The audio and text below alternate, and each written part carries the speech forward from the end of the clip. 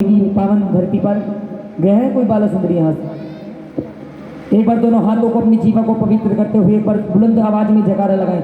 बोले बाला सुंदरी मैया की जय हो, वैष्णो मैया की जय हो, सच्चे दरबार की। अब मैंने आपसे बात कही थी कि मैं आज आपको 2 भजन सुनाऊंगा, शायद आपने कभी पहले सुने होंगे।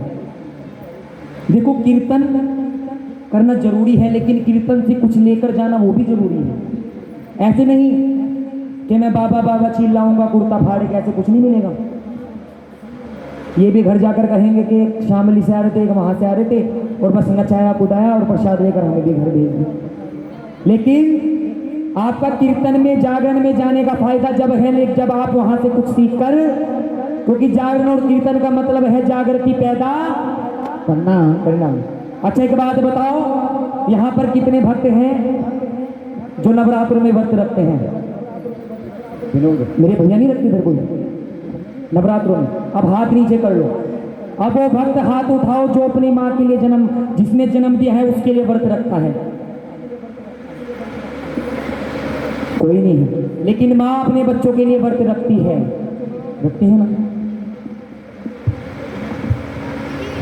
आजकल क्या हो गया है जी, ये हमारी संस्कृति है कि बच्चे जवान होते हैं, शादी होती है तो माँ बाप को वृद्धाश्रम का रास्ता दिखा देते हैं। किसके आने पर? बहू के आने। देखो, ये हर किसी के लिए नहीं है, आप बुरा मत मानना, क्योंकि ऐसे हाथ से हमने होते हुए देखे हैं, इसलिए मैं कह रहा हूं। अगर तुम अपने घर में जिसने हमें जन्म दिया है उसको खुश नहीं रख सकते तो तुम्हारा कोई अधिकार नहीं है माँ वैष्णो देवी जाने का, माँ बाला सुंदरी जाने का, शीघ्र जाने का कोई फायदा नहीं है आपका। क्योंकि अगर घर की माँ भूखी बैठी है और जाकर वैष्णो देवी में आप भंडारा करा रहे हो, कोई फायदा नहीं है उसका, कोई फायदा नहीं। क्योंकि माँ की दुआ कभी खाली नहीं जाती, माँ की दुआ कभी खाली नहीं जाती। और ये बात भगवान तो क्या, देवताओं से भी टाली। अरे मेहनत मजदूरी कर कर 4-4 बेटों को पाल देती है एक माँ। मेहनत मजदूरी कर कर 4-4 बेटों को पाल देती है एक माँ, लेकिन बहू आने पर उन 4 बेटों से एक माँ पाली नहीं जाती। अगर बात अच्छी लगे तो तालियां बजा लो, और ताली होगी। ऐसी होती है माँ। पहले तो लोरी सुनते सो जाते थे, लेकिन आज तो नींद की गोली खाकर भी नहीं आती। अगर वैष्णो देवी जाकर उस माँ को मनाना है तो सबसे पहले उस माँ को मनाओ जिसने हमें जन्म दिया है। आइए, उसी के आधारित पर ये भजन मैं लेकर आया हूँ, शायद आपने पहले कभी सुना। ध्यान से सुनना, सुनने वाला भजन है।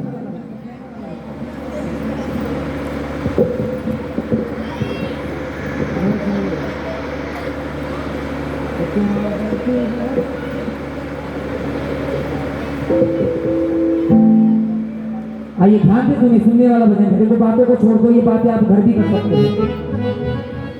और जितने कमेटी के सदस्य हैं, ये स्पेशल उन्हीं के लिए मैं भजन लेकर आया हूँ, क्योंकि जो अब तक मैंने गाया है वो तो आप रोज ही सुनते हैं, टीवी के माध्यम से, फेसबुक के माध्यम से।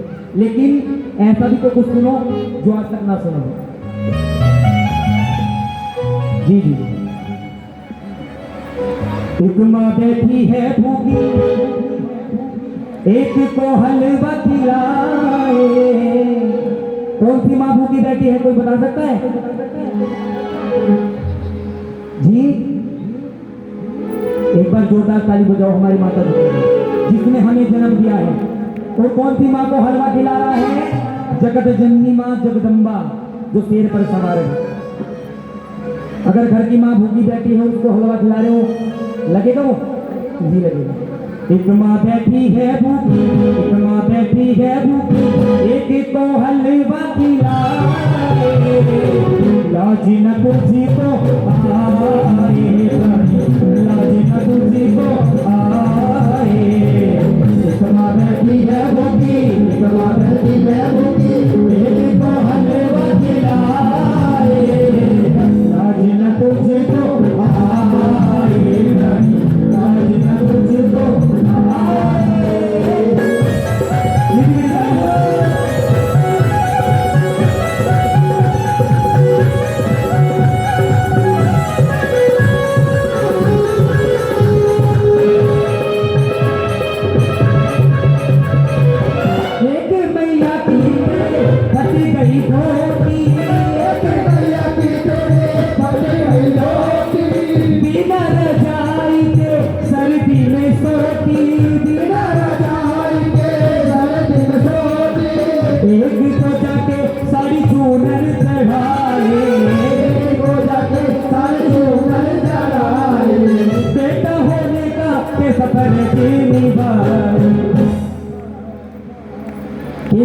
जाकर साड़ी चूनर चढ़ाए और बेटा होने का कैसा फर्ज भाई, क्योंकि घर की माँ जिसकी साड़ी फटी हो के साड़ी नहीं देते, इस माँ को छतर चढ़ाते हैं, चुन्नी चढ़ाते हैं, कोई फायदा नहीं है साबुन चीजों में, क्योंकि माँ वैष्णो के लिए बात है।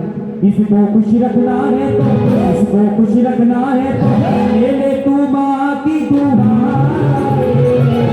राज न तुझे तो आए, राज न तुझे तो आए। वो देखो जो अपने माँ बाप से प्यार करते हैं वो सभी ने स्कूल में इस वंदना को जरूर गाया होगा। क्या तुम्ही हो माता पिता, तुम्ही बोलो तुम्ही हो माता पिता, तुम्ही हो, अरे तुम्ही हो बंधु सखा, तुम्ही हो बंधु सखा, तुम्ही हो।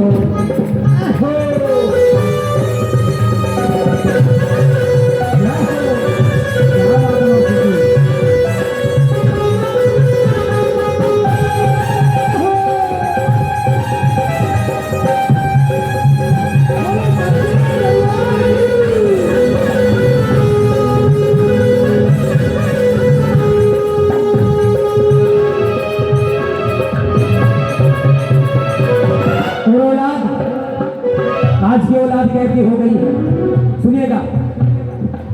माता पिता की तुझे दौलत चाहे, माता पिता की तुझे दौलत चाहे, सेवा के नाम पे आंख दिखाए, सेवा के नाम पे आंख दिखाए, तेरी ये कमी तुझे उस दिन सताएगी, तेरी ये कमी तुझे उस दिन सताएगी,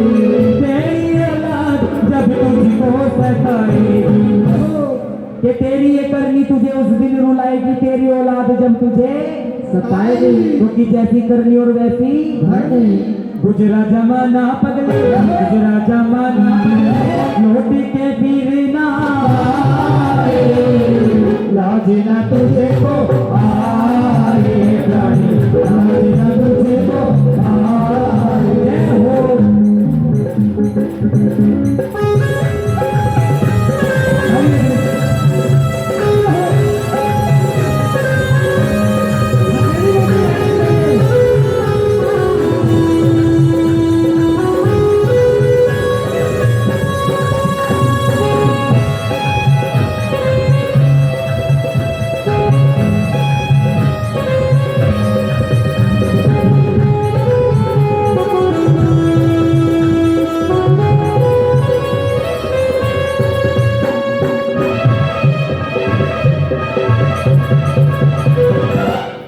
और एक बात अब तो ये नवरात्र आने वाले हैं, एक इसके बाद आएंगे, उनसे पहले एक चीज आती है, कोई बता सकता है क्या है? जी श्राद्ध आते हैं, सभी करते होंगे लगभग। उसमें भोजन बनता है ना, जो प्रभु के पास है उनके लिए भोजन बनता है, लेकिन लिखने वाले ने कितनी अच्छी बात लिखी है। क्या होता है? मंदिर में लाखों का दान कराए, मंदिर में लाखों का दान कराए, पत्थर पे माता पिता का नाम लिखाए, पत्थर पे माता पिता का नाम लिखाए। और सुनने वाली बात है, जीते जी कभी उन्हें पानी न पूछा, जीते जी कभी उन्हें पानी न पूछा, आज मरने पे उनके पंडित जी ये जीते जी कभी उन्हें पानी न पूछा, और आज मरने के बाद पंडित जी माए। और एक काम और करते हैं, क्या करते हैं? जोड़ा पहना कर उनको, पीछे मेरी आवाज आ रही है, समझ में आ रहा है? ये जोड़ा पहना कर उनको पितरों को शांति कराए, राजे ना तुझे को आए, राजे ना तुझे को आए। और भजन की अंतिम लाइन है, मैंने आपसे पूछा था कि माँ के लिए व्रत कौन कौन रखता है, अपनी जन्म देने वाली माँ के लिए माँ रखती है। भजन की अंतिम लाइन है, लिखने वाले ने इस पूरे भजन का निचोड़ इस लाइन में लिख दिया, ध्यान से सुनिए। एक के नाम का रहता है बरती, एक के नाम का रहता है बरती, एक को कहता है क्यों नहीं मरती, एक को कहता है क्यों नहीं मरती। एक ने सारी दुनिया बनाई, कौन सी मानी? जगत जननी मानी। एक बजरंगी तुझे दुनिया में लाई।